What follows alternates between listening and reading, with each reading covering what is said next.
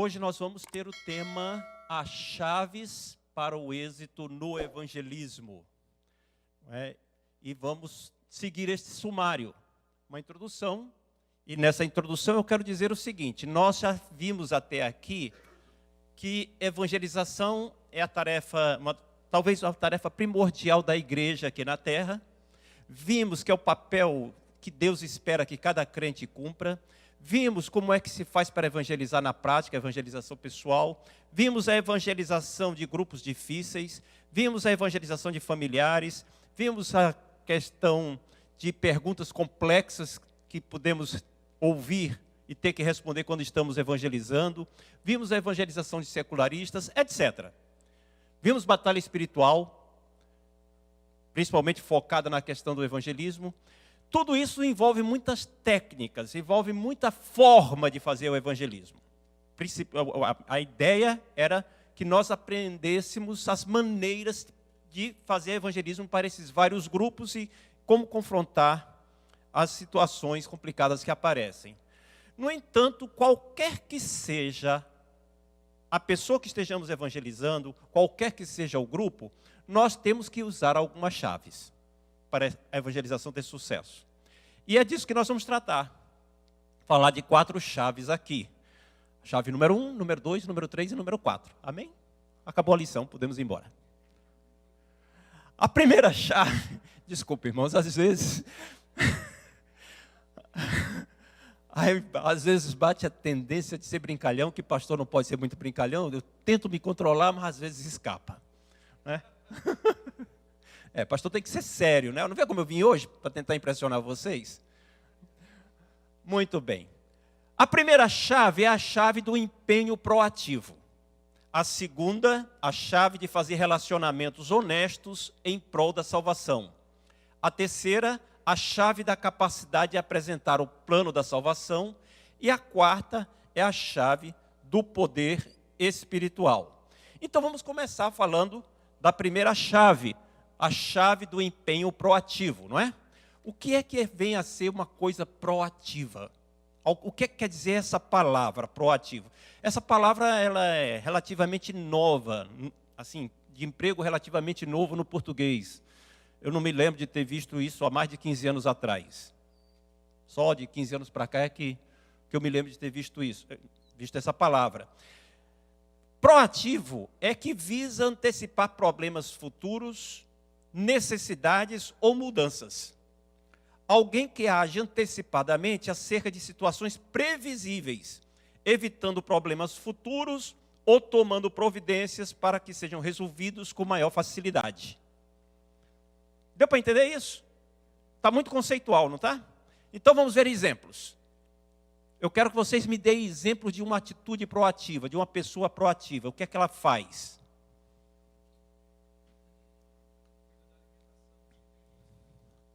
Cuida da alimentação antes que o colesterol dispare. Muito bom. Ou seja, sabe que vai ter o problema no futuro, sabe que virá uma situação e toma as medidas preventivas para evitar que o problema surja ou, se surgir, seja resolvido mais facilmente. Outra. Começar uma amizade com alguém, uma visão de levar essa pessoa a Cristo. Aí já é aplicação, é exatamente isso. Evangelização proativa. Mas eu quero ainda... Nessa fase, eu quero ainda exemplos práticos, da vida prática. Eita, isso foi muito vasto. Vamos lá. Como é que é? Programar a vida antes de ir embora para o Brasil?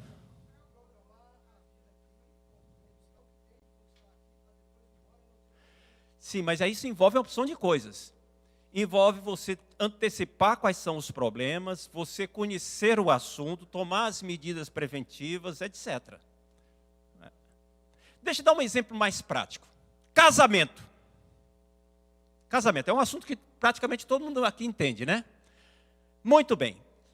Toda vez que eu sou convidado para um casamento, em ter uma intimidade com os noivos, ou que eu sou convidado para participar de alguma maneira, como padrinho, acompanhante, assim, amizade, etc., eu faço uma pergunta: e como é que são os preparos para o casamento? Vocês acreditam que até hoje nunca ninguém me respondeu essa pergunta? Eles sempre falam do preparo da cerimônia. Nunca falam do preparo do casamento. Eles falam como se o casamento fosse aquele momento que a pessoa está na frente ali da igreja e tal. Aí começa a falar da festa, da viagem de lua de mel, fala da roupa, do vestido da noiva, etc. Não, isso não é casamento, não. Isso não é o casamento. O casamento vem depois. O casamento começa quando os noivos saem da festa. Aí é que começa o casamento. Como? Não! Só sabe quem teve uma atitude proativa. Por exemplo, quando uma pessoa faz curso de noivos. Já ouviram falar nos cursos de noivos? Isso é uma atitude proativa. Ela percebe que vai ter uma coisa lá adiante com a qual ela não tem experiência para lidar, e ela busca se informar para tomar as medidas preventivas, as precauções.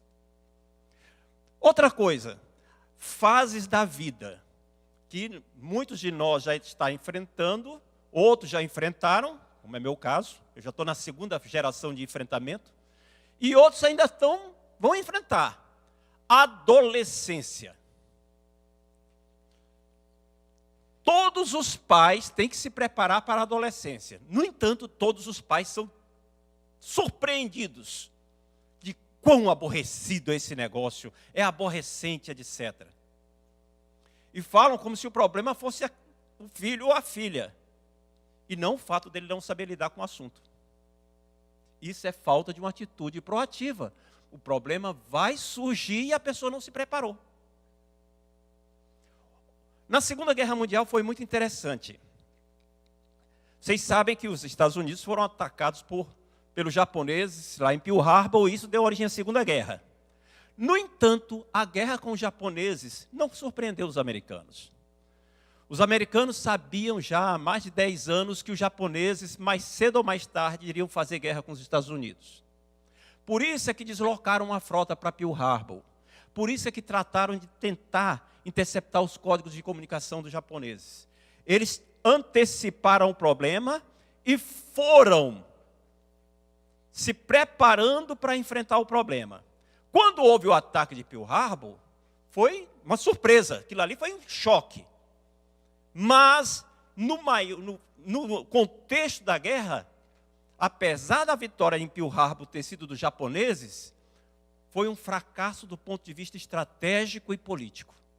Porque os americanos já estavam preparados para uma guerra que viria. Entendem isso? Isso é ser proativo, é tomar medidas adiante para não ser surpreendido por problemas. Muito bem. Vamos então ver aqui o que é preciso fazer para a gente ter um comportamento proativo. Aspectos essenciais do comportamento proativo. O primeiro é o quê? Capacidade de prever as situações. Em Lucas capítulo 10, de 1 a 11, Jesus envia os 70. E Jesus começa a dizer, olha, eu estou enviando vocês como ovelhas para o meio de lobos. Vocês vão ser rejeitados numa opção de situações. Vocês vão enfrentar problemas. Vocês vão encontrar enfermos. Jesus começa a antecipar para eles o que é que iria acontecer. Isso é um aspecto do comportamento proativo. O que é que vai acontecer? Trazendo para a evangelização. Eu vou encontrar pessoas que eu preciso evangelizar, aonde? No meu escritório, no meu trabalho, na construção da qual eu participo. Eu vou encontrar clientes a quem eu posso evangelizar. Você tem que antecipar as situações. Depois vem o conhecimento do assunto. E aqui você tem que saber o seguinte, como é que é a característica da pessoa que eu vou evangelizar? Como é que eu posso abordar? Qual é a forma de evangelização para essa pessoa que é a mais eficaz? Na verdade, a gente se preocupa muito pouco com isso. Nós nos preocupamos muito pouco, porque existe um certo descaso com o destino eterno das pessoas. Sabe? Existe um certo descaso, tipo como se o inferno fosse assim uma colônia de férias onde as coisas não deram certo. A pessoa vai para lá, aí deu tudo errado, o ar-condicionado está quebrado, vai ficar muito quente e tal, mas é só isso. Aí gera um certo descaso, nós não ligamos. É chocante. É chocante. Mas, na maioria das vezes, nós não nos importamos que as pessoas estejam indo para o inferno. Senão a gente se empenhava em evangelizar. Nós não nos importamos se nossos amigos, conhecidos, parentes, desconhecidos, conhecidos até e parentes sim, porque a gente faz uma oração uma vez por domingo aqui e tal. E às vezes nós até nos importamos, mas não sabemos como evangelizar. É um desconhecimento do assunto. Terceiro aspecto do comportamento proativo é evitar improvisações e soluções fantasiosas. O Miguel deu... Miguel, não é? O Miguel deu um exemplo assim de comportamento proativo. Preparar para ir para o Brasil. Aí, às vezes, eu encontro pessoas que pensam em voltar para o Brasil e fazem um monte de planos na cabeça deles. E aí, quando a gente começa a fazer um questionamento sobre a execução, a execuibilidade daqueles planos, a pessoa começa a dizer, não, mas não é assim não, você está sendo pessimista. Não, mas peraí, vai dar tudo certo. Ué, qual é a garantia na vida que a gente tem que vai dar tudo certo? Qual é a garantia na vida que a gente tem de que tudo vai correr da maneira como eu espero? De que as coisas vão melhorar lá para corresponder à minha expectativa? Soluções fantasiosas. Às vezes isso existe no ministério. A pessoa começa a dizer, não, eu vou evangelizar e muita gente vai se converter. Amém! Mas só que não é assim. A gente lida com dificuldades. E para enfrentar dificuldades tem que haver planejamento. Provérbios capítulo 20, versículo 18. 20, versículo 18 diz assim: os planos mediante os conselhos têm bom êxito. Faze a guerra com prudência. Ou seja, o planejamento visa evitar soluções fantasiosas, considera os meios e o tempo disponível para atingir os objetivos. Trazendo para o evangelismo, como é que eu faço para evangelizar? Quanto tempo eu vou ter? Houve uma época que eu tomava ônibus para ir para o trabalho. E aí eu planejava o tempo. Eu tinha geralmente 6 minutos com a pessoa que estava sentada do meu lado. Era o tempo que o ônibus passava no aterro do Flamengo. O que é que eu fiz? Eu planejei um testemunho, uma forma de evangelização que durasse cerca de 5 minutos. Que desse para fazer perguntas e tabular durante 5 minutos. E no final dos 5 minutos, eu entregasse a literatura para a pessoa, de modo que ela ficasse curiosa de ler a literatura. Porque a gente tem que planejar. Isso é que é evangelismo proativo. Mas o Espírito Santo vai me conduzir. O Espírito Santo vai te dar poder, vai te dar graça. Mas ele espera que você faça a sua parte. Muito bem. E, finalmente, empenho em agir. Empenho em agir é muito interessante, né? Note que a gente falou em capacidade de prever as situações, conhecimento do assunto, planejamento, tudo muito teórico. Agora chegou a hora de arregaçar a manga e trabalhar. Confessando aqui entre nós os nossos pecados, né, que a Bíblia manda fazer, eu sou muito bom nos primeiros 3, sabe? Agora, na hora de arregaçar as mangas e trabalhar, dá uma preguiça.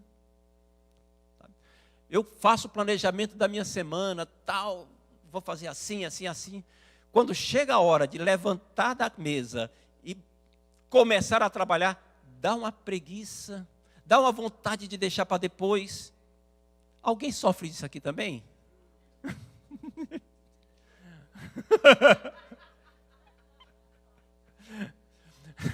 Olha, está escrito, o dedo do acusador cairá. Eu não sei aonde, mas deve estar, em algum lugar. Muito bem.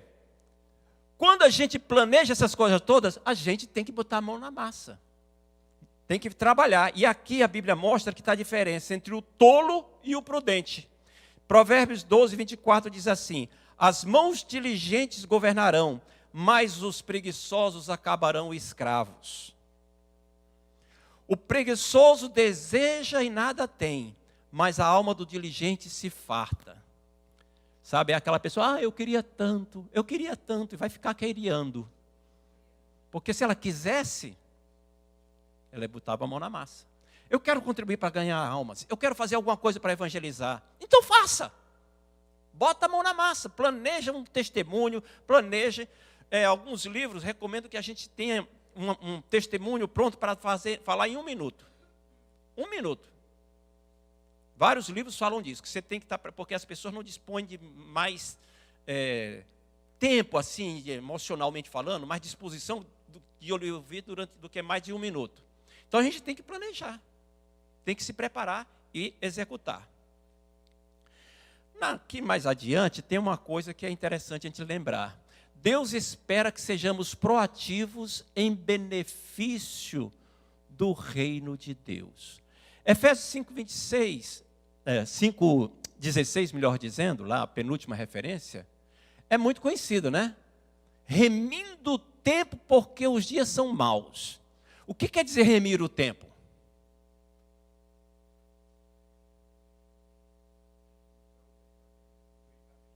Aproveitar bem o tempo, aproveitar as oportunidades que nós temos agora. Para quê? Para falar o que ele fala, o que ele diz, que a gente tem que falar no contexto lá. Edificar o corpo de Cristo, etc, etc. Lá em Colossenses capítulo 4, versículo 5, diz assim: aproveitai todas as oportunidades. Ah, Jesus. Isso é comportamento proativo. Deus espera que a gente faça isso. Deus espera de nós.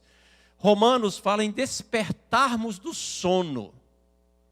Sabe, existe uma espécie de letargia espiritual, que o mundo está tudo bem, a nossa vida está indo bem, consegui sair da miséria, consegui comprar um carrinho, estou conseguindo pagar a prestação da casa, ou o aluguel, as coisas estão bem, graças a Deus, ou como Deus é bom. Isso é um tipo de letargia espiritual.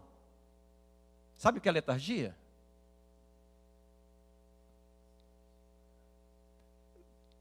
Por aí, tem a ver com isso. Letargia. Letargia é uma espécie de sono induzido. Tá?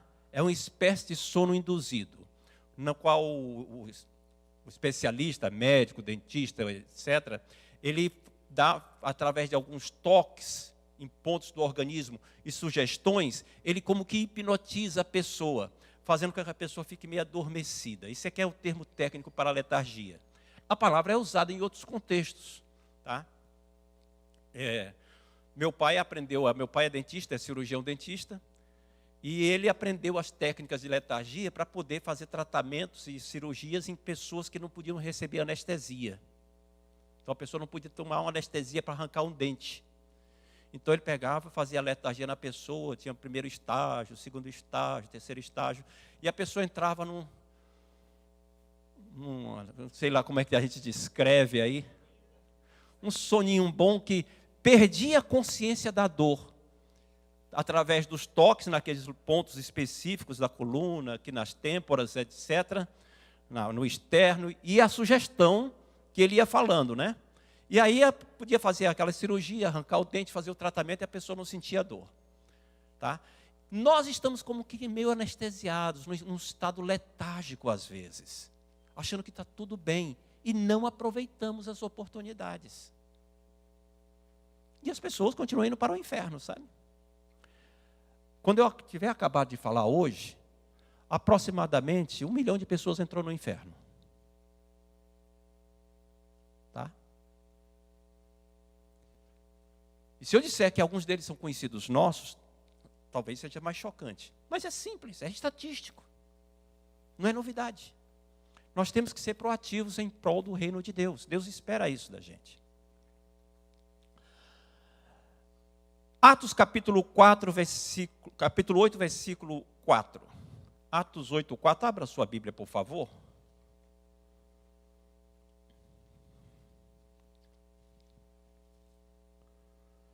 Atos 8, verso 4. Eu quero falar do exemplo dos crentes que foram dispersos durante a perseguição que se seguiu à morte de Estevão. Vocês sabem que Estevão foi apedrejado e depois disso os crentes de Jerusalém começaram a fugir, porque estava havendo uma grande perseguição lá. Então diz assim, Atos 8, a partir do versículo 4.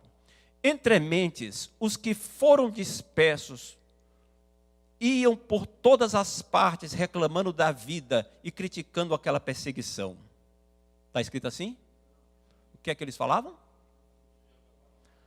Pregando a palavra, anunciando a palavra. Versículo 5. Filipe, descendo à cidade de Samaria, anunciava-lhes a Cristo. Não anunciava uma paz interior, não anunciava uma prosperidade nova, não anunciava um bem-estar mental, não anunciava que as coisas iam ficar bem. Anunciava? As multidões atendiam unânimes às coisas que Filipe dizia, ouvindo-as e vendo os sinais que ele operava. Pois os espíritos imundos de muitos possessos saíam gritando em alta voz, e muitos paralíticos e coxos eram curados, e houve grande alegria naquela cidade. Note aqui 3 coisas importantes. Você pode até pregar um dia sobre isso. A palavra que salva, os sinais que convencem e a alegria que permanece. A palavra que salva, os sinais que convencem e a alegria que permanece. Tudo isso por quê? Porque eles tomaram a atitude de pregar a Cristo enquanto estavam fugindo. E eu me lembro agora de como a minha terra foi evangelizada, lá no Ceará. Os pentecostais, os assembleanos, não foram os primeiros evangélicos no Ceará. Os presbiterianos e batistas chegaram primeiro, mas ficaram na orla da praia ali, no litoral, onde tem Fortaleza. No entanto, pouco depois, lá por volta de 1920, 25, quando a Assembleia de Deus já tinha sido criada no Brasil, muitos crentes se converteram lá no Pará e na Amazônia. Crentes de todo quanto era lugar do Nordeste, que tinham ido para trabalhar nos seringais, extraindo a seiva da seringueira para poder trabalhar na fabricação de borracha. Muitos nordestinos estavam lá porque tinham fugido da seca. Quando essas pessoas se converteram lá na Amazônia, Pará e Amazonas, Acre, sabe o que elas fizeram? Elas voltaram para suas terras, no interior do Piauí, Maranhão, Ceará, Pernambuco, para evangelizar. Deixaram as casas lá e por um tempo foram evangelizar. 6 meses, 1 ano, 2 anos. E foi assim que o Ceará foi evangelizado. Foi assim que o evangelho chegou na minha cidade. Isso é ser proativo. Isso é ter uma vida interessada na expansão do reino de Deus. É fazer o que está ao seu alcance para levar almas a Jesus. Se hoje eu sou a 4ª geração de evangélicos na minha família, é porque alguém, que eu não faço a menor ideia de quem seja, foi lá para o interior do Ceará, pregou, e a família lá, da mulher que veio a ser a esposa do meu bisavô, se converteu. Ele quis namorar com ela não quis, porque ele não era crente, disse que ele tinha que ir à igreja. Ele foi, ficou aí na igreja, até que quando ele se converteu, começaram a namorar, casaram, e eu sou a 4ª geração de evangélicos da família.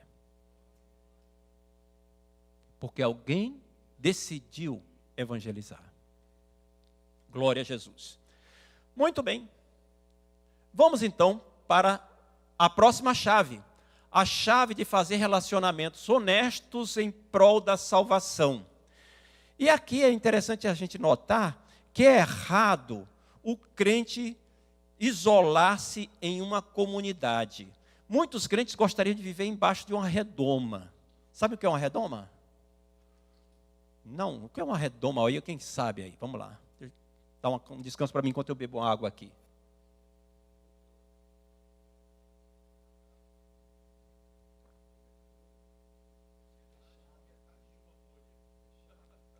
É tudo isso daí. É tudo isso daí. A redoma é uma cúpula, uma proteção para alguma coisa. A melhor imagem que a gente pode ter de uma redoma são aqueles relógios pequenininhos que têm uma cobertura de vidro. Aquilo ali ilustra bem o que é uma redoma.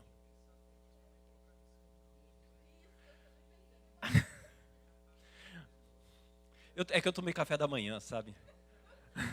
Pastor Linderson deve estar em jejum. Mas aquilo é uma redoma também. Aquilo serve para proteger. Muitos crentes gostariam que nós vivêssemos envolvidos por uma redoma, protegidos do mundo. E alguém diz assim, não, mas é porque as portas do inferno não prevalecem contra a igreja, mas a gente tem que tomar cuidado. Gente, não vou entrar nos méritos teológicos desse negócio, dessa discussão, mas é uma coisa muito simples. Porta, para quem não sabe, é isso daqui, ó. Sabe? Isso é uma porta, amém? Porta não ataca ninguém. O que a Bíblia está falando é que o inferno vai fechar as portas para nós não os vencermos. Mas nós vamos atacar e eles vão ser derrotados. As portas não vão prevalecer contra o nosso ataque. Nós é que estamos no ataque. Amém? Então nós não precisamos, não podemos ter a mentalidade do gueto. A mentalidade do gueto. O que é gueto? Hoje está cheio de palavras diferentes, né? O gueto. Gueto era um bairro que surgiu em Veneza, essa palavra, né? Obrigaram os judeus de Veneza a morarem todos numa ilha, sair das suas casas. Não, o judeu é lá. Aí obrigaram os judeus a ficarem morando naquela ilha, né? E aí as outras cidades europeias foram criando bairros para expulsar os judeus de suas casas e morarem lá. Então, tudo quanto é lugar, todas as cidades europeias onde tinha uma certa comunidade de judeus, passou a ter o seu gueto. Os judeus tinham que viver lá, confinados no gueto. Sabe? E aí depois essa palavra ela passou a ter um significado mais amplo do que apenas o significado histórico. Passou a ser um termo que designa a comunidade ou bairros onde vivem minorias, onde vivem pessoas se refugiando do resto da população, né?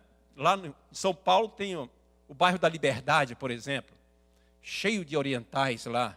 Não chega a ser um gueto porque eles não são isolados da comunidade, mas é uma concentração muito grande lá. Aqui nós temos quase que mini guetos em alguns lugares, né? Everett não chega a ser um gueto, mas aqui a comunidade brasileira se sente confortável em morar aqui, porque nós temos o apoio uns dos outros. Compreenderam a noção? No entanto, o gueto tem problemas. Primeiro é que ele descumpre a palavra de Deus. Quando você olha Jeremias 29, de 4 a 7, ele diz o seguinte: olha, povo hebreu, vocês vão ser imigrantes na Babilônia, vocês vão ser levados para lá como cativos, vocês vão ficar exilados lá, não fiquem pensando em voltar para cá. Construam casas, habitem nas cidades, promovam a paz no lugar onde vocês vivem, criem filhos, casem-se. Não fiquem pensando em se isolar e voltar para cá. Participem da vida da sociedade no lugar em que vocês estiverem. Ele estava falando para imigrantes, como nós. Marque essa passagem para você ler na sua Bíblia 200 vezes. Para mudar um pouco a mentalidade do gueto. O gueto ele tem uma condição interessante. Ele nos dá conforto moral, físico. Eu estou junto de pessoas que são identificadas comigo. Eu estou com pessoas que têm um pensamento parecido com o meu, que gostam das músicas que eu gosto, que comem as comidas que eu gosto, que falam a língua que eu falo. É a mentalidade do gueto. Eu evito me misturar. Ontem eu fui trabalhar como voluntário na biblioteca, na reinauguração da biblioteca de Auburn. Ela passou vários anos sendo reformada, ampliada.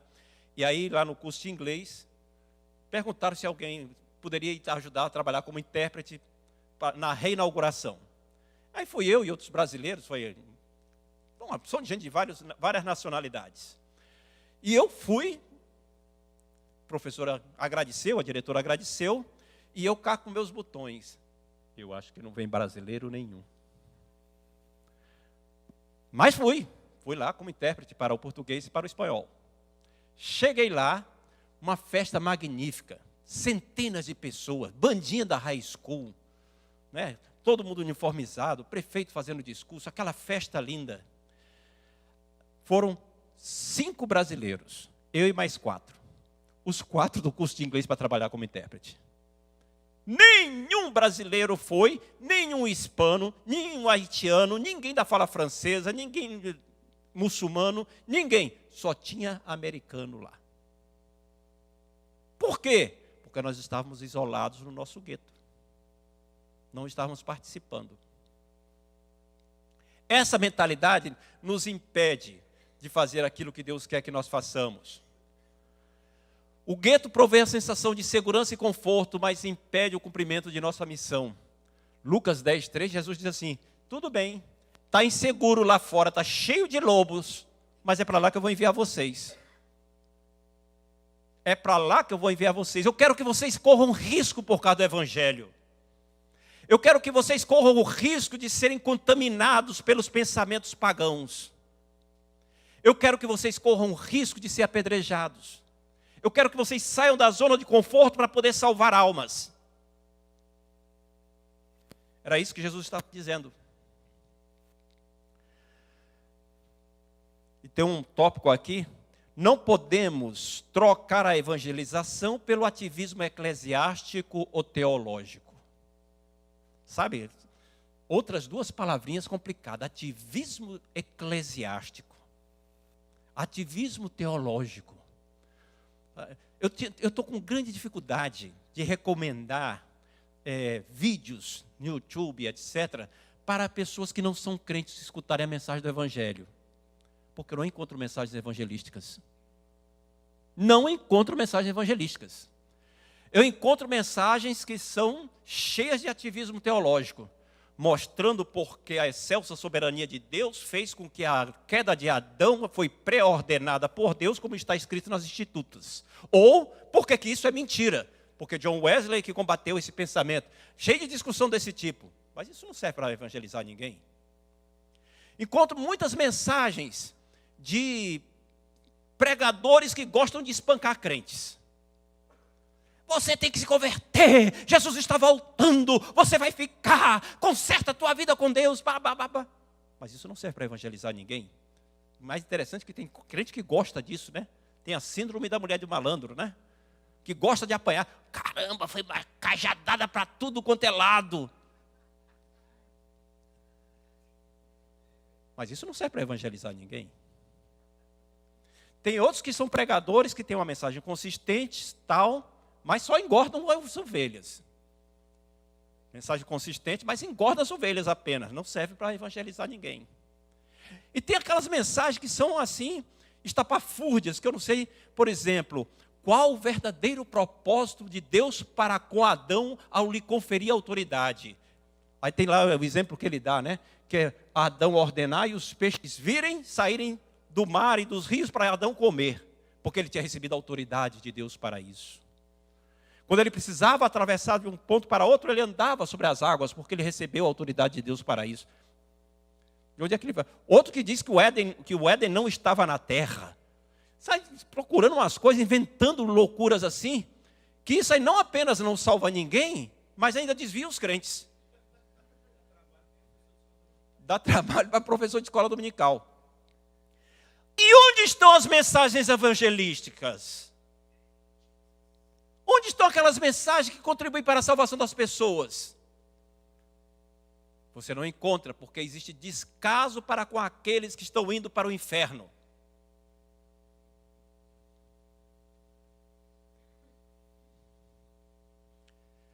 Eu estava estudando para essa lição, coloquei até 2 versículos ali, né? Marcos capítulo 16, verso 15. Ide por todo mundo, pregai o evangelho a toda criatura. É uma ordem de Jesus. Tudo bem, não interessa muito, mas é uma ordem de Jesus. Tudo bem que você não liga e vai ser julgado por Deus por causa disso, mas é uma ordem de Jesus. Mateus capítulo 5, de 14 a 16. Vós sois a luz do mundo. Aí Jesus começa a dizer, não se acende uma luz, uma candeia e bota embaixo do alqueire, etc, etc. Ele sai falando disso aí, colocando. E eu estava vendo um comentário sobre isso, aí encontrei isso daqui, que eu vou ler para vocês. Se você avaliar uma semana comum em sua vida, quanto do seu tempo terá sido destinado à programação da igreja? Quantas horas você terá gasto participando de cultos, pequenos grupos, ministérios de homens ou mulheres, grupos de jovens, ministério infantil, etc. E quanto aos seus amigos? Fora da sua agenda ministerial, quantas horas você passou com outros cristãos em encontros sociais? É natural para você passar tempo com cristãos mais do que não cristãos? Deixe-me fazer uma pausa. O objetivo deste artigo não é desencorajar você em relação à participação dos ministérios, nem com o tempo que você gasta com amigos cristãos ou na igreja. De jeito nenhum. Quero, na verdade, encorajar você a sentir-se incomodado e perturbado pelos ensinamentos de Jesus. Muitos de nós não levam Mateus 5,14 tão a sério. Vós sois a luz do mundo. Não buscamos um estilo de vida no qual temos oportunidade natural de sermos luz em lugar escuro. Estamos aprisionados em um gueto cristão. Gostaria de fazer uma paráfrase de Mateus 5,14.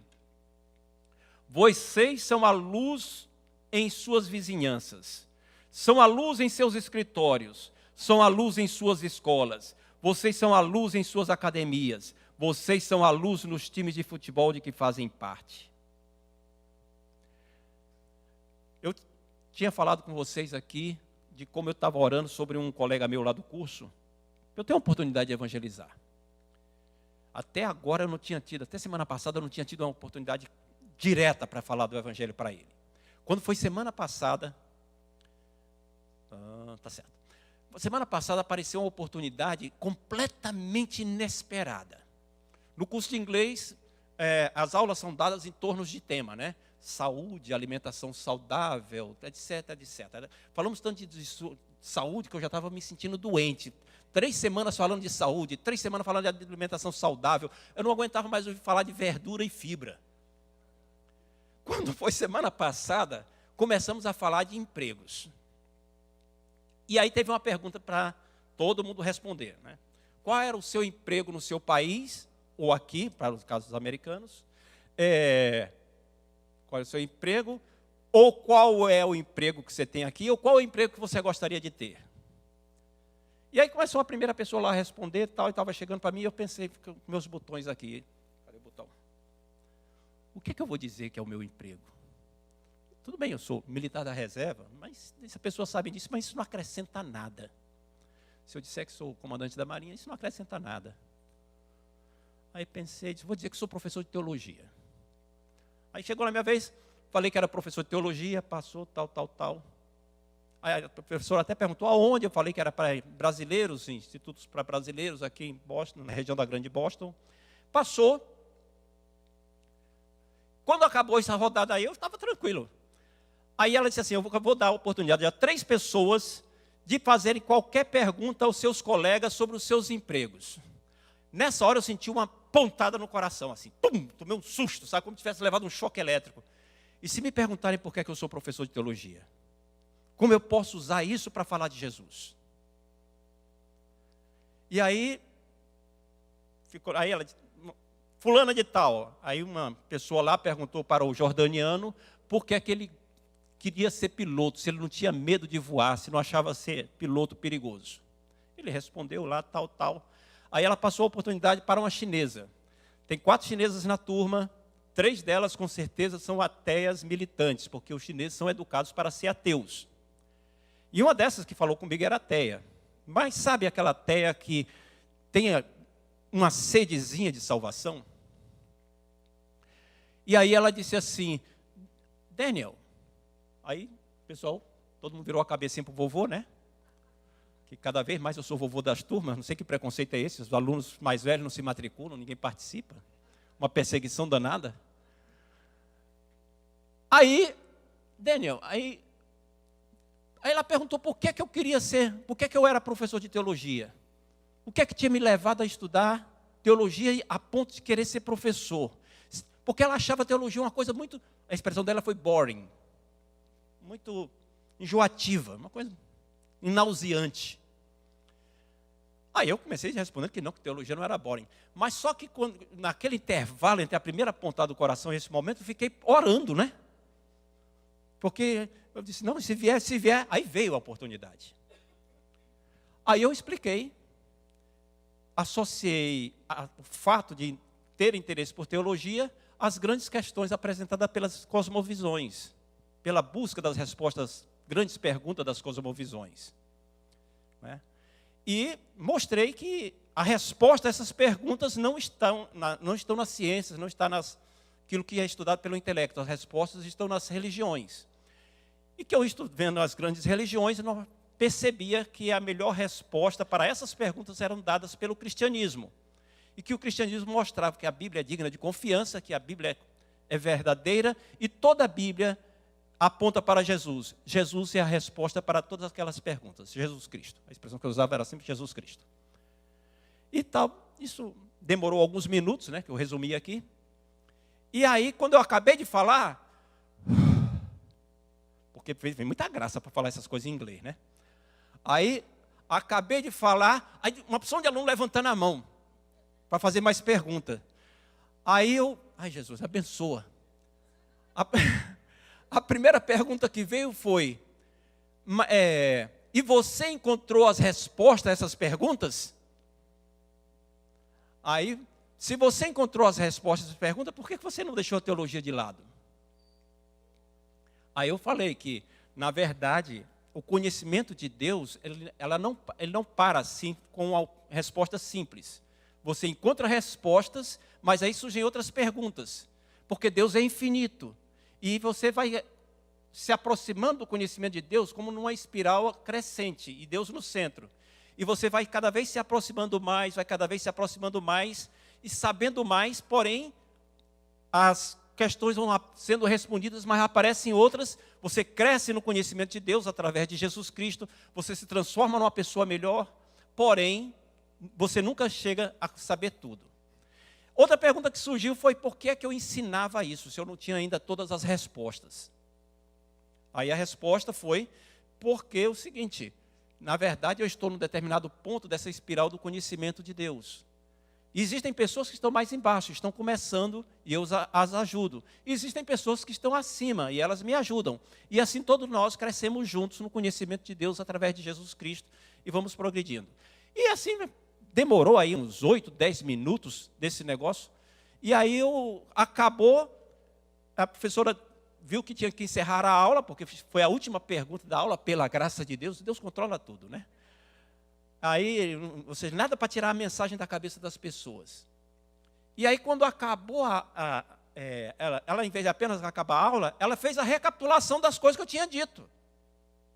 A professora gravou, eu achei aquilo impressionante, porque ela agora ficou falando, repetindo as coisas que eu tinha dito. E aí, agradeceu a participação das perguntas, tal, fez de uma maneira muito profissional. Eu fiquei pensando lá com meus botõezinhos aqui, será que essa professora é cristã também? Por que ela teve interesse em repetir tudo? Será que Deus a usou assim? Aliás, foi interessante, porque enquanto eu falava, dava para ver a cabecinha dos que são crentes, né? Fazendo assim. Eu digo, amém, esses estão intercedendo aí, Jesus, usa teus filhos. Né? Tem um falando aqui, mas tem os outros intercedendo lá. Isso daí, meus irmãos, é a gente usar as oportunidades. Usar as oportunidades de uma forma proativa. É levar adiante a mensagem da salvação nos relacionamentos. Quando acabou a aula, que a gente saiu para o estacionamento, lá veio uma chineuzinha que tinha feito... Chinesinha, ela tem uns 50 e poucos anos, né? Uma jovem lá. Veio falando no carro, e estava muito frio semana passada, né? A bochecha estava meio congelada, e ela fazendo perguntas adicionais, até que chegou no carro dela, ela disse, aí depois a gente conversa mais. Isso é graça de Deus. Mas é aproveitar as oportunidades. Fazer relacionamentos honestos em prol da salvação. Como diz aqui o último tópico aí, é completamente válido e saudável aproximar-se de alguém com o objetivo de conduzir essa pessoa a Cristo. Temos que fazer isso. Deus espera que façamos. Amém?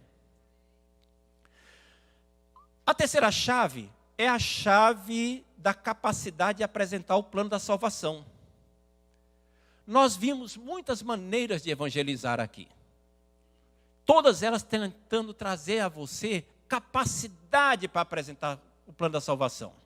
Por que houve uma ênfase tão grande quando o pastor Linderson e eu estávamos preparando essas lições, fazendo o planejamento? Por que nós nos dedicamos tanto a falar de formas diferentes de evangelizar para a igreja como um todo? Por uma razão muito simples. Deixe-me mostrar para vocês o resultado de uma pesquisa que eu realizei na Assembleia de Deus em Cordovil, Rio de Janeiro, entre 99 e 2003. Onde os batismos eram trimestrais, a pesquisa envolveu mais de 150 novos membros. Eu era o diretor do Departamento de Integração de Novos Membros. Nós tínhamos 4 classes no Departamento de Integração de Novos Membros. Uma específica para novos membros que tinham se convertido e outras 3 para crescimento espiritual. A igreja como um todo, com as congregações próximas, tinha cerca de 6 mil pessoas, 6 mil membros. Era uma igreja grande. Pastor Cláudio Honor de Andrade era membro da igreja nessa época. Pastor Antônio Gilberto era o vice-presidente da igreja. Pessoas muito conhecidas. Então, é uma igreja muito abençoada. Mas uma coisa estava me incomodando. Estava sendo batizado mais filhos de crentes do que novos convertidos. E aí eu comecei a fazer uma pesquisa. Durante 4 anos. O resultado foi esse. Total de novos membros, incluindo os transferidos de outras igrejas que chegavam e os que cresciam na igreja. 26% tinham vindo de outras igrejas, 13% criados na igreja, trabalhos realizados fora do templo, 1%. E aqui tem cultos ao ar livre, concentrações em praça pública, concentrações evangelísticas, visita de casa em casa. Trabalhos realizados no templo, 28% dos convertidos. Pessoas que se convertiam na igreja, permaneciam quando atendiam o apelo, e acabavam sendo batizados, e permaneciam firmes na igreja. 28% era o maior percentual depois de evangelismo pessoal. 32% era convertido por meio do evangelismo pessoal. Um parente, um colega, um amigo, que tinha evangelizado essa pessoa, e a pessoa tinha se convertido. Só que isso aqui é um gráfico que não reflete a verdade para a evangelização. Porque está cheio de crentes vindo de outras igrejas e de crentes criados na igreja, filhos de crentes. Então vamos tirar esses 2 grupos dessa pesquisa que foi feita. E aqui tem o resultado das pessoas que realmente se converteram. Outros, aqui por exemplo, uma pessoa está lendo, recebe um folheto, e leva para casa, lê e começa a se interessar pela Bíblia e acaba se convertendo pela leitura do folheto. Ou escuta um programa de rádio. Ou então tem uma revelação especial de Deus. 4% se converteram assim. 2% só foram os que se converteram em trabalhos realizados fora da igreja. Ar livres, concentrações, visitas, etc., hospitais. O menor percentual. 45% se converteram nos cultos e nas escolas dominicais. E 49% os que se converteram por meio de evangelismo pessoal. Uau! Uma diferença e tanto, né? E tem mais. Se você ligar agora para 011 1406, tem mais. Como assim? Quem foi que convidou essas pessoas para vir ao templo? Alguém convidou. Poucas delas vieram sozinhas. Então isso aqui também é resultado, de alguma maneira, do evangelismo pessoal. E aí você nota que, somando isso com isso, dá mais de 90% das conversões na pesquisa feita durante 4 anos. Eu tenho os dados todinhos, número por número. Mais de 90% são frutos do evangelismo pessoal. Daí o nosso empenho em ensinar você a evangelizar. A chave da capacidade de apresentar o plano da salvação. É essa que eu estou falando agora, esse artigo que eu estou falando aqui. As formas de apresentar a mensagem da salvação podem variar, desde que sejam fiéis à verdadeira mensagem. É interessante isso daqui, porque a gente escuta muita mensagem por aí que não é fiel. Sabe, conta-se a história de um avião que tinha seus passageiros normais e o piloto de repente chamou a aeromoça e disse assim: olha, avisa os passageiros para colocarem o paraquedas, porque o avião vai cair. Tranquilizador, né? Não, tranquilizador porque nem o paraquedas. Desesperador se não tivesse paraquedas. Mas a aeromoça era crente moderna, crente das igrejas do século 21.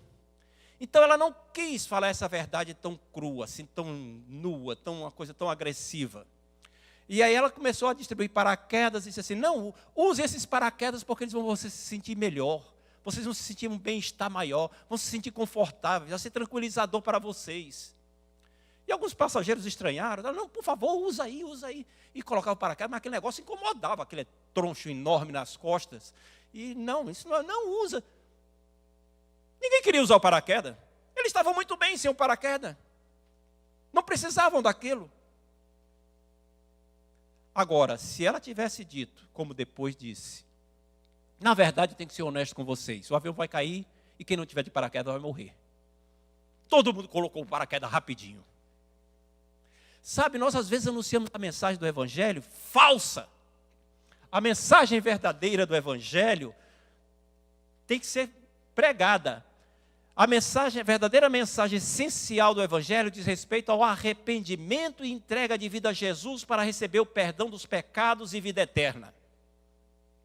Essa é que é a mensagem essencial do Evangelho. Pedro diz no dia de Pentecostes: arrependei-vos e crede no Senhor Jesus Cristo. 1 Coríntios 15, de 1 a 4. O que eu recebi do Senhor, que também primeiramente vos entreguei. Primeiramente recebi, também vos entreguei. Que Cristo morreu por nossos pecados e ressuscitou ao terceiro dia. Essa é que é a mensagem essencial do Evangelho. Ela não diz respeito à melhoria das nossas condições de vida ou prosperidade. A mensagem essencial do Evangelho não diz respeito à melhoria das condições de vida ou prosperidade. Não diz respeito à realização de sonhos. Não diz respeito a uma melhor sensação de paz interior e bem-estar.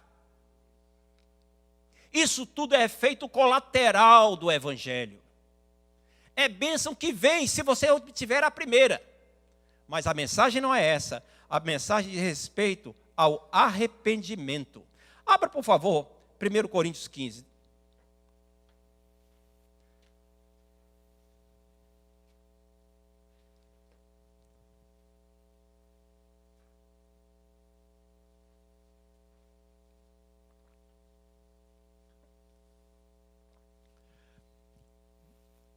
Primeiro Coríntios 15, de 1 a 3. Não, eu vou ler aqui porque eu quero salientar, irmão Gilberto. Muito obrigado. Não é Gilberto não é Silas. Não é Silas? É. Eu vou ler porque eu quero salientar algumas palavras. Irmãos, venho lembrar-vos que o evangelho que vos anunciei. Então Paulo está falando do evangelho que ele pregava. O qual recebeste, no qual ainda perseverais. Portanto, tem que perseverar. Por ele também sois salvos, se retiverdes a palavra, tal como vou lá preguei. Tem que reter a palavra. Tem que ser pregada a palavra e tem que ser retida a palavra. A menos que tenhais crido em vão. Quer dizer, tenhais crido de uma maneira que não adianta de nada. Oh, meu Deus! Existe uma maneira de crer que não adianta de nada? É claro que existe. Existe crente que acha que vir à igreja adianta. Existe crente que achando se comportando bem aqui e tendo uma vida de aparência diante dos outros, adianta. Tem gente que acredita que Cristo é bom aceitar Jesus porque ele vai fazer você melhorar a sua vida e receber os documentos no governo Trump. Isso não adianta de nada, vai para o inferno. É horrível. É horrível a ilusão de crentes que estão dentro da igreja achando que vão para o céu. E não vão, porque estão crendo da maneira errada. Antes de tudo vos entreguei o que também recebi, que Cristo morreu pelos nossos pecados, segundo as Escrituras. Ponto. Essa é a mensagem essencial do Evangelho, a essência. Eu lembro eu estou vendo um documentário sobre o Billy Graham no Netflix, eu recomendo muito. O Netflix tem um documentário sobre a vida de Billy Graham, que desde do nascimento dele até a morte, com testemunho de parentes, ex-professores, até a mãe dele, são coisas da época que ela estava viva, etc. E é interessante porque fala quando ele ficou famoso, quando é que ele começou a ficar famoso, como ele ia para a televisão. E eu vejo ele sendo entrevistado nesses programas de televisão, Saturday Night Late Show, alguma coisa assim, né? Esses programas famosos que tem esses camaradas que ficam fazendo gracejos, né? E o Billy Graham lá nos programas. E ele diz assim, não, porque a mensagem que eu prego diz que todo homem é pecador. E se a pessoa não se arrepender, vai para o inferno. Isso inclusive você. Você também tem que se arrepender de seus pecados. E ficava enquadrando os apresentadores o tempo todo na mensagem de salvação. E os apresentadores de vez em quando diziam assim, não, mas vamos deixar esse assunto de lado, vamos falar de outros assuntos. E aí o Billy Graham falava, aí a pouco ele voltava. Não, mas a mensagem do Evangelho é que Jesus Cristo morreu por todos os pecadores e você precisa crer também. Ele não aparecia na televisão para ser um figurão, para fazer cenário, para fazer um papel de bom moço, para ser simpático, para ficar bem na fita. Ele levava as pessoas a serem confrontadas pelo Evangelho que mostra a necessidade de se arrepender. Esse é que é o Evangelho verdadeiro. O Evangelho que a gente não encontra no YouTube, que a gente não escuta. Fala só para crente se arrepender, mas não tem mensagem para quem não é crente. Sabe o que? Você frustrado, tentando. Eu tive em New Jersey, semana passada, não devem ter notado que eu não vim à igreja. Eu fui ser sponsor de uma pessoa que nós tínhamos evangelizado durante alguns anos. A igreja na qual ele foi se filiar exige que, para ser aceito na igreja, para passar pelos processos de inclusão na igreja, tem alguém que testifique da pessoa, do processo de conversão dela. Na igreja batista, onde meu filho é membro lá no Brasil, também é assim. Tem que ter um discipulador lá na igreja batista de Copacabana, o discipulador dá testemunho da pessoa que ele acompanhou. E aí, esse meu amigo foi evangelizado por mim, pela Ana Paula, ele é esposa, etc. Tal. Ele queria saber se eu podia ser esse sponsor, se eu podia ir lá. Eu fui lá em New Jersey para me responsabilizar por ele, para dizer como é que tinha sido o processo lá. Conversei lá com o pessoal da igreja. Na hora da cerimônia lá, da aceitação, eu estava lá do lado dele. Uma coisa muito tocante. O que é que isso tem a ver com o que a gente está falando aqui? Na questão de você ir ao ponto de que interessa para a pessoa se converter. Billy Graham pregava a mensagem de salvação. No YouTube é difícil. Lembrei agora do Sérgio Tadeu, meu colega de turma, na Marinha, pastor hoje da Igreja de Nova Vida, um plantador de igrejas, tremendo, ganhador de almas. Foi o homem mais terrível que eu já conheci na vida, na época de pecador. E olha que eu sou de Marinha, hein? Sou de Marinha. Sabe aquele marinheiro que sai viajando por aí e tal? Aquele que vê aquelas coisas. Pior, irmão. Pior. Muito bem, o Tadeu era pior do que isso tudo. O Tadeu gostava de escandalizar crentes. Em 1986 ele se converteu. Converteu de uma maneira radical. Foi um choque na Marinha. A Marinha tinha cerca de 40 mil pessoas nessa época, 40 mil servidores. De vez em quando eu viajava e encontrava alguém, as pessoas diziam, é verdade que o Tadeu se converteu? O Tadeu é Bíblia agora? O Tadeu é crente? Porque ele era conhecido demais. Muito bem. E aí, como todo bom pecador que se arrepende, porque o único que é bom é aquele que se arrepende, né? O cara virou um evangelista de mão cheia. E tinha maneira dele evangelizar. Eu ficava impaciente quando ele estava evangelizando. A maneira dele evangelizar é contar a história da Bíblia. Tá? Da chamada de Abraão até a morte de Cristo.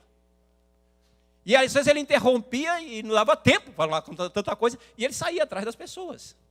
Evangelizando os colegas, etc. Tadeu ganhou mais gente para Jesus dentro da Marinha do que eu ganhei. É a maneira dele evangelizar. O importante é apresentar a mensagem.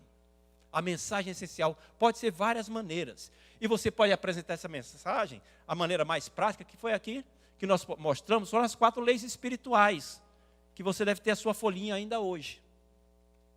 Tá? Se não tiver a folhinha, está aí o resumo nessa folha que você recebeu agora.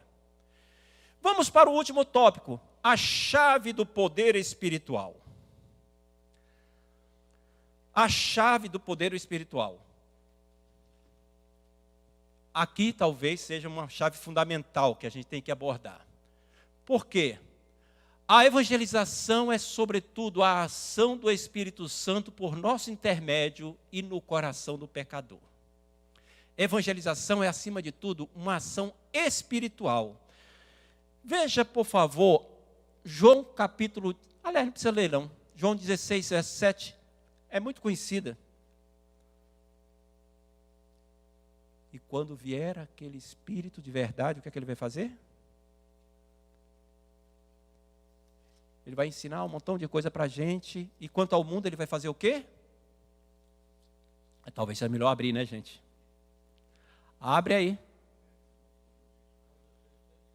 João 16, versos 7 e 8. Pode ler, irmão Silas.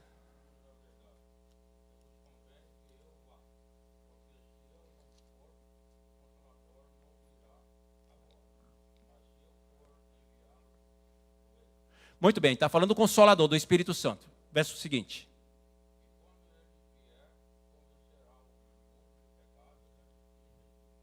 Pronto.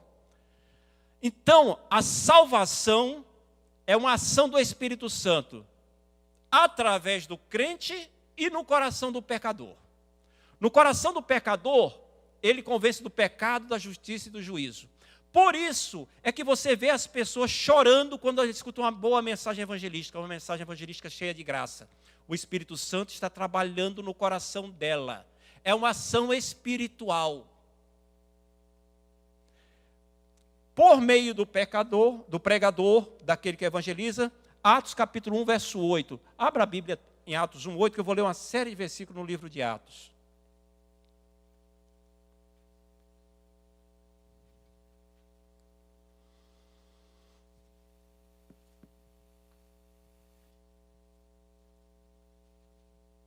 Atos 1, 8. Mas recebereis poder ao descer sobre vós o Espírito Santo, e sereis minhas testemunhas, tanto em Jerusalém, como em toda a Judéia e Samaria, e até os confins da terra. Aqui fala do poder de Deus na vida do crente que evangeliza. Note que o poder de Deus aqui é recebido para quê? Para testemunhar. Onde é que o poder de Deus é recebido com a finalidade das pessoas saírem dando pulos dentro da igreja? Onde é que está escrito que o poder de Deus é recebido para as pessoas ficarem rodopiando com a cadeira na cabeça? Ou dando cambalhota santa? Não existe isso. Gente, vamos falar muito honestamente. Tem muita palhaçada acontecendo em nome do poder de Deus. Palhaçada, hipocrisia, fanatismo, tolice, gaiatice, exploração da credibilidade das pessoas. E como é que eu sei que é isso? Por causa dos frutos. O verdadeiro poder de Deus produz frutos. Eu já vi crente sendo batizado com o Espírito Santo e carregando o banco na cabeça. Já vi. Já vi o poder de Deus caindo e as pessoas chorando e rolando pelo chão. No dia que eu fui batizado pelo Espírito Santo, as pessoas tinham que segurar o José Teixeira Rego Neto, que era filho de um pioneiro da Assembleia de Deus lá no Ceará, porque ele chorava tanto que esfregava o rosto no chão e estava com a cara ralada, contrito por causa dos seus pecados. Ele hoje é o presidente da Assembleia de Deus, Ministério de Bela Vista, lá em Fortaleza. Muito bem. Isso foi de poder de Deus? Como é que eu sei que foi? Porque dali saiu uma campanha chamada 1000 Almas para Cristo, que a igreja se mobilizou para que, por meio dos trabalhos da juventude, no mês de janeiro, fossem nas férias do final de ano, né? Fossem ganhas para Jesus 1000 almas. E nós passamos da meta. Passamos. Isso é manifestação do poder de Deus. Agora, aquelas coisas que todas que acontecem, aí depois já, hoje caiu o poder, foi uma bênção danada. Isso não foi poder, não. Teve nada a ver com Deus. Emocionalismo não gera conversões. Emocionalismo não transforma vidas. Emocionalismo não produz arrependimento dos pecados, conversão verdadeira. Agora, poder do Espírito Santo, vamos adiante. Atos 1:8. Agora vire a página, vá para 2:4. A página da Bíblia. E ficaram todos cheios do Espírito Santo e falaram em outras línguas, segundo o Espírito lhes concedia que falassem. Será que isso foi poder de Deus? Veja o versículo 37. Ouvindo eles estas coisas, compungiram-se os corações e perguntaram a Pedro e aos demais irmãos: que faremos, irmãos? Bateu o arrependimento, a necessidade de salvação no coração dos ouvintes. Verso 41. Então os que aceitaram a palavra foram batizados, havendo um acréscimo naquele dia de quase 3.000 pessoas.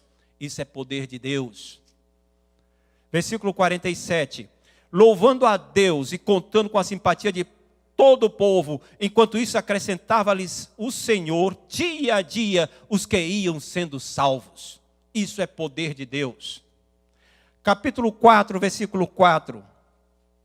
Muitos, porém, dos que ouviam a palavra a aceitaram, subindo o número de homens a quase 5.000.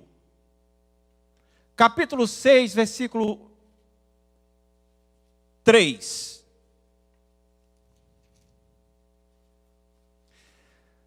Mas, irmãos, escolhei entre vós homens de boa reputação, cheios do Espírito.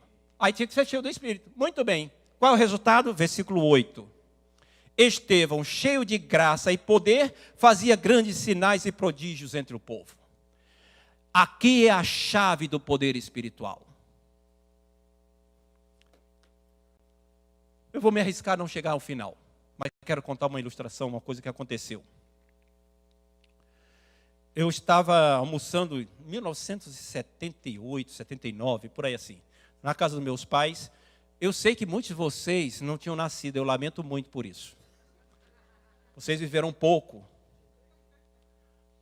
Estava almoçando na casa dos meus pais em Brasília, eu já morava no Rio, trabalhava na Marinha, se via no Rio. Fui para Brasília e era a época do aniversário da igreja, Assembleia de Deus da L2, presidida pelo pastor Eliseu Menezes. E aí, quando foi perto da hora do almoço, minha mãe pediu para que eu fosse pegar meu irmão mais novo, o André, na igreja, porque ele tinha ido participar da reunião de oração e jejum do conjunto infantil. Meu Deus, naquela época era comum.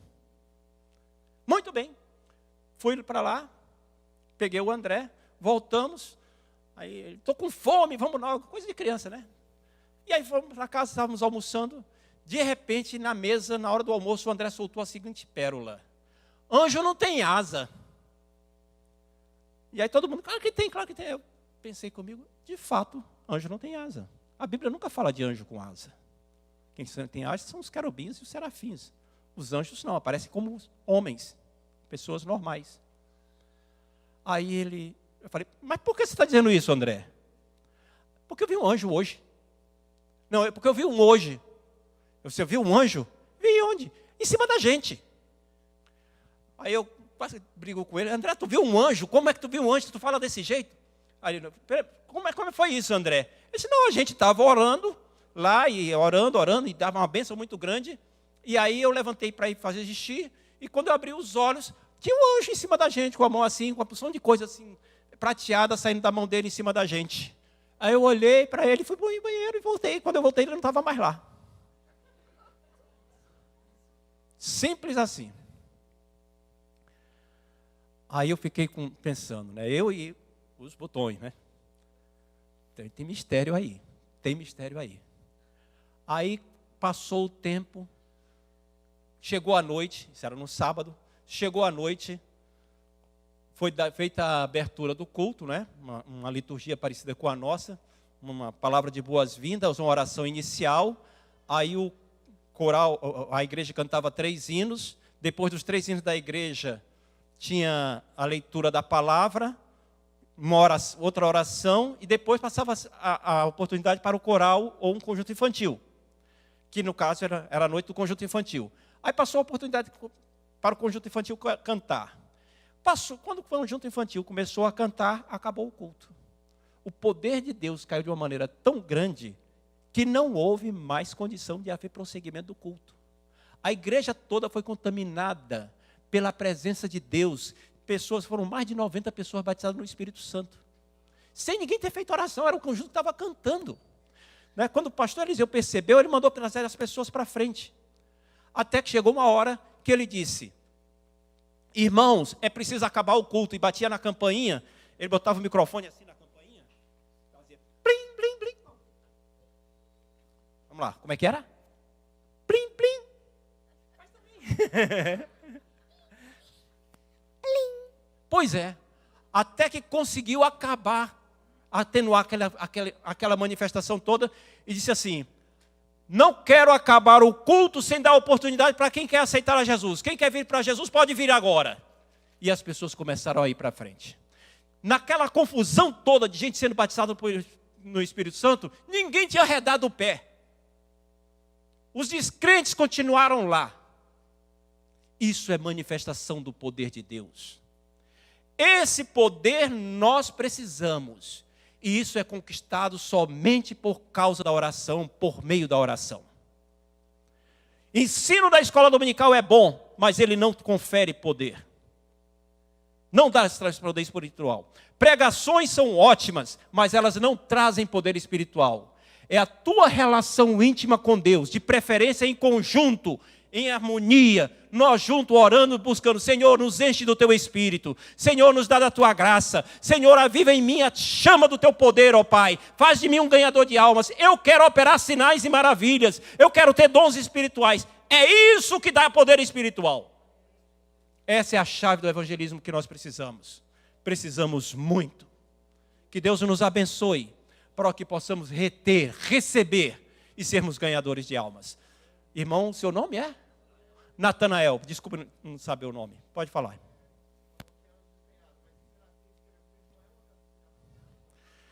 A gente chama de serafins e querubins de anjos. Na verdade a gente deveria falar seres celestiais, seres angelicais, tá? Porque essa classificação, anjo, arcanjo e tal, isso é uma nomenclatura que nós damos. Então se convencionou que tem essas categorias: anjos, arcanjos, que são os líderes de anjos, que a Bíblia só traz o número de um, Miguel. Os querubins e os serafins são aqueles que nós conhecemos. Normalmente os mensageiros de Deus, que a palavra anjo significa mensageiro, eles não se apresentam com asas. Eles se apresentam de uma forma humana. A única diferença é que eles têm corpos espirituais. Deus nem corpo espiritual tem, Deus é espírito puro. Até porque lá no céu não tem atmosfera, então para que ter asa? A Bíblia diz que eles são espíritos ministradores. Né? Obrigado, pastor Linderson. Pastor Eliseu.